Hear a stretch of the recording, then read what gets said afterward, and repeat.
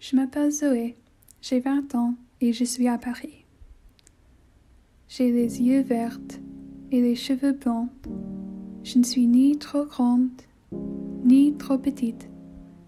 Je suis aussi assez réservée, je l'ai toujours été. Mais ce ne sont pas les pensées profondes qui me manquent. Chaque matin, alors que je me prépare pour la journée, j'aime réfléchir. L'autre jour, je pensais à la petite fille que j'étais et à ce qu'elle penserait de moi aujourd'hui. Je me suis demandé si elle serait fière de moi, fière de toutes les fois où je n'ai pas partagé mon histoire ou mes pensées parce que j'avais peur ou parce que je pensais que ce n'était pas assez important. Garder ses pensées pour soi peut être très isolant. Chaque matin, alors que je me prépare pour la journée, je me dis que ce sera le jour où je trouverai ma voie. Mon trajet à pied jusqu'au travail dure environ 30 minutes. Je pourrais prendre le bus, mais vivre à Paris m'a fait tomber amoureuse de la marche. Bien que ma route soit toujours la même, elle ne vieillit jamais. Certains matins sont calmes, les rues sont vides. D'autres matins sont plus brillants et je ne compte plus le nombre de personnes que je croise. Je travaille à la bibliothèque littéraire Jacques Doucet. La plupart de mes journées ressemblent à ceci ou à cela. Je travaille souvent seule, mais à la bibliothèque, je ne me sens jamais seule. La réalité, c'est que je suis entourée par les histoires des autres.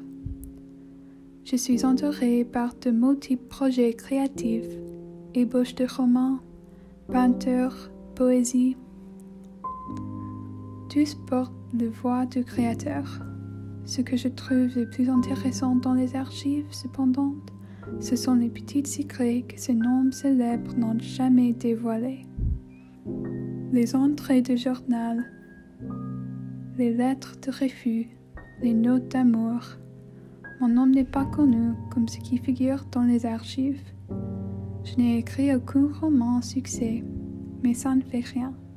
La lecture des journaux et des lettres inconnues dans les archives donne un aspect plus humain et m'a montré que les histoires n'ont pas besoin d'être profondes ou largement connues pour avoir un impact.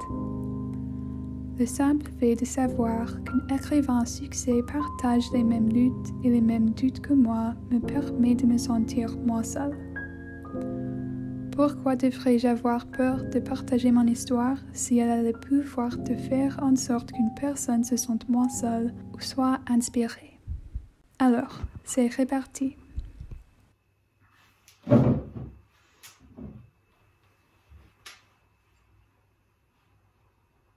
Je m'appelle Zoé, j'ai 20 ans et je suis à Paris. Je ne suis pas une grande fan des bavardages, mais j'aime avoir des conversations approfondies.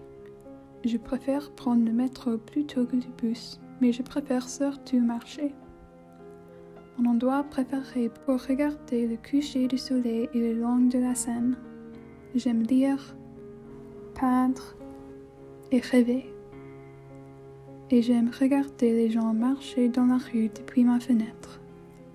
Oui, je suis réservée, mais Paris m'a donné confiance. La confiance d'utiliser ma voix et de parler quand c'est nécessaire, mais aussi la confiance de savoir que je n'ai pas besoin d'élever la voix pour raconter mon histoire. Je suis venue à Paris pour trouver ma voix, mais ce que je n'ai pas réalisé, c'est qu'elle était là depuis le début.